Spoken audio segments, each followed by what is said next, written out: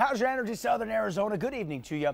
I'm Paul Cicala. Ari Alexander has the weekend off. Let's begin with some Arizona Wildcat football against number 23 Utah. By the time most of the team and many of the fans left Arizona Stadium, it was already this morning, Saturday morning, past midnight. The game ended after our newscast, so we couldn't get you highlights then, but we can now. Coach Rich Rodriguez would see Utah strike first and already trailing 13-3 in the second quarter. But as the half ticked away, Brandon Dawkins fakes the handoff to J.J. Taylor and takes it into the end zone untouched. The lead would be cut to 3 at halftime.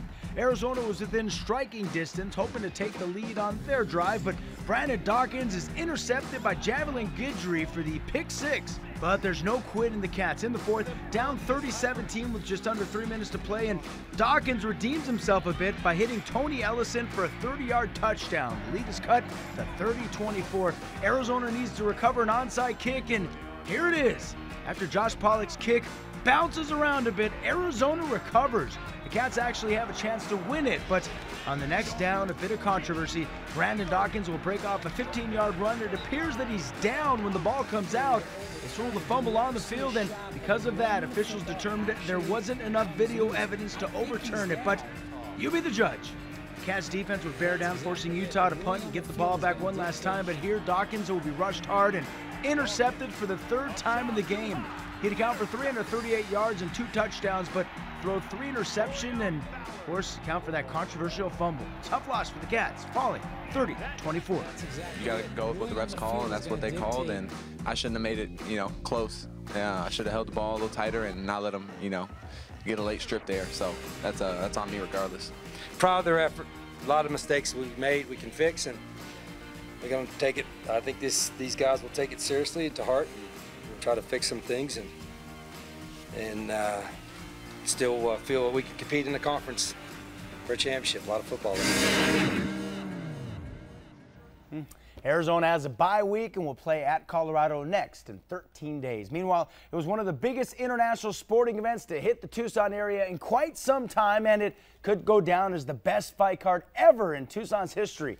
Series of world championship fights at the TCC seen live on ESPN by tens of millions of viewers. The Nogales-born, Tucson-raised, undefeated WBO champion of the world, Oscar Valdez, defended his title against Genesis Servania, another unbeaten boxer, and the Sonora Desert native would be knocked down in the 4th round, but then come back to knock down his opponent with a thunderous left hook in the 5th.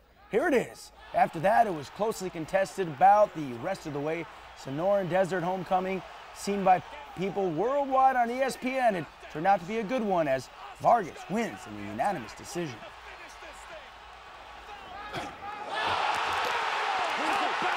This is my people. I want to give them a good fight. And, I wanted to close the fight the way I'm supposed to. I want to prove that I'm the best, and I did my best to put up a good fight. And still champion, Oscar Valdez in front of his hometown fans here in Tucson, Arizona. That's right, in another title bout in Battle of Unbeatens, Jesse Hart was dropped in the 2nd round by Gilberto Zurdo Ramirez, who retained his super middleweight title in a unanimous decision. Hart's fight camp had been loud at the weigh-in, proclaiming Philadelphia is the superior boxing town, with Hart himself calling Ramirez an ordinary Joe with wins Hart harped were against subpar fighters from Mexico. But in the end, Hart learned there's a reason why Ramirez is the super middleweight champion of the world and still unbeaten after retaining his title in front of thousands at the Tucson Convention Center. We'll be right back with a last look at your weather.